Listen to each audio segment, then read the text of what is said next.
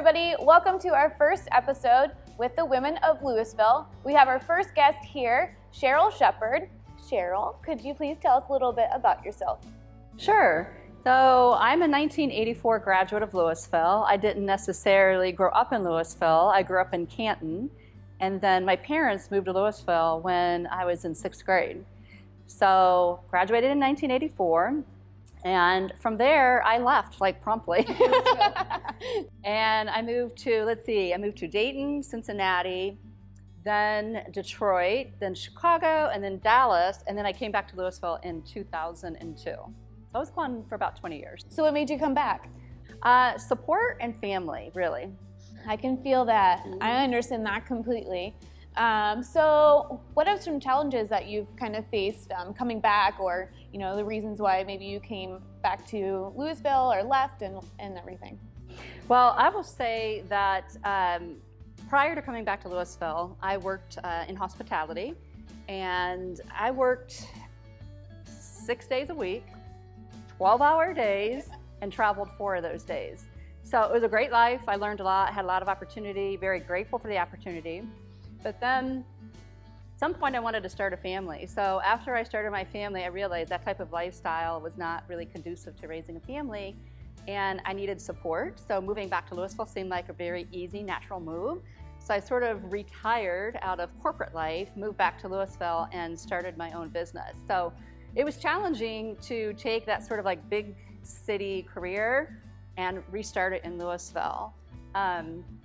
I definitely had people that told me it's not going to work, you're not going to be able to go to Ohio and do this, especially Louisville, Ohio, but I was bound and determined to make it work. And this year we're celebrating our 20th anniversary for Shepard & Associates.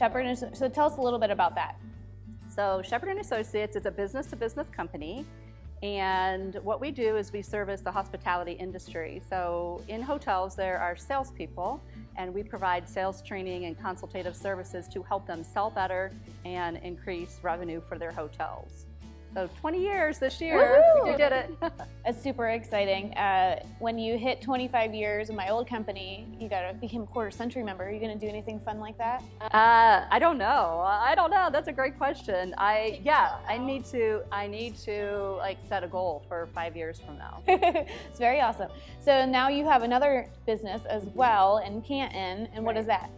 That is the Blowout Studio. So I am not a hairstylist, but when I still travel moderately, I mean, not so much in the last year, but I still travel moderately for my business. I have to go see my clients in the cities that they're in. Nobody is located locally. So when I would go travel and I would have appointments, I would always book a blowout at Dry Bar in these different cities that I went to. And kind of having a sales background, I just always felt like presentation was important in front of the client, and so I would book these blowouts, and I realized that that service didn't exist. It doesn't here. I mean, it exists in the sense that there are probably some people that do it, but in the sense that there's a dedicated business that focuses on that for professional women or women going to events. And so my business partner for that business and I decided to open one here and make it work for the local market. So that's what we did, and we just celebrated our 2nd anniversary last month. I feel really good about that. So many celebrations. I mean, who would have started business right before a pandemic and survived it? So, yeah. Isn't that the truth? Isn't that the truth? So if you could tell your younger self one thing, what would it be? I would tell myself, if I were to go back in time, and I see a lot of young women starting out in business or just whatever career that they have, selected for themselves, and I would just say, go for it. Don't be self-defeating in the sense that, I can't do it, or it's not going to work, or I'm too busy with my family. You can do it. You can set the goals, like keep dreaming and keep achieving, and don't stop. I would tell my younger self that. I would tell anybody that's starting out in their career to keep going with it.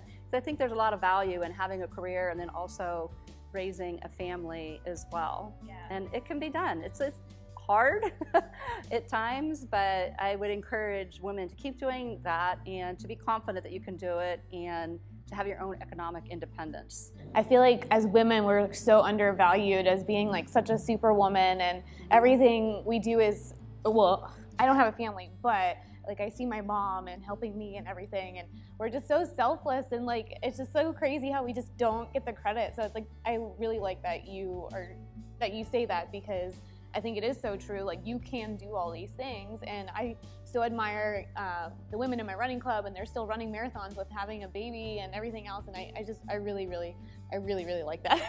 I admire those women too. Yeah. I haven't conquered, but I'm I like, admire those women too. you know, I'm like running, and these people are like running past me in the stroller, and I'm like, thanks. I'm gonna be there one day. So what's next for you? So I have a couple other business ideas I would love to launch in the Stark County area. And you know, when I started my career earlier on, I was fortunate to work for a family called the Crow family in Dallas, and they really fostered an entrepreneurial spirit. So I have that fire in me. I have some ideas that are sort of percolating that I still want to get out there before I retire into a life of philanthropy. So I'm not gonna stop anytime soon. I feel like we need to have some type of like women entrepreneur group. I just started a business as well back in November, and my other friends are starting to do it. We've had to like pivot a lot with COVID, and it's a lot like what you do. And I feel like that's something that I feel like that I can see in your future and everything. Well, thank you. Congratulations to you. Thank you. It's been a wild ride. All thanks to my mom, to be honest. Well, thank you so much for coming in today, and we can't wait to hear from everyone else. And women rule, so thank you for having me.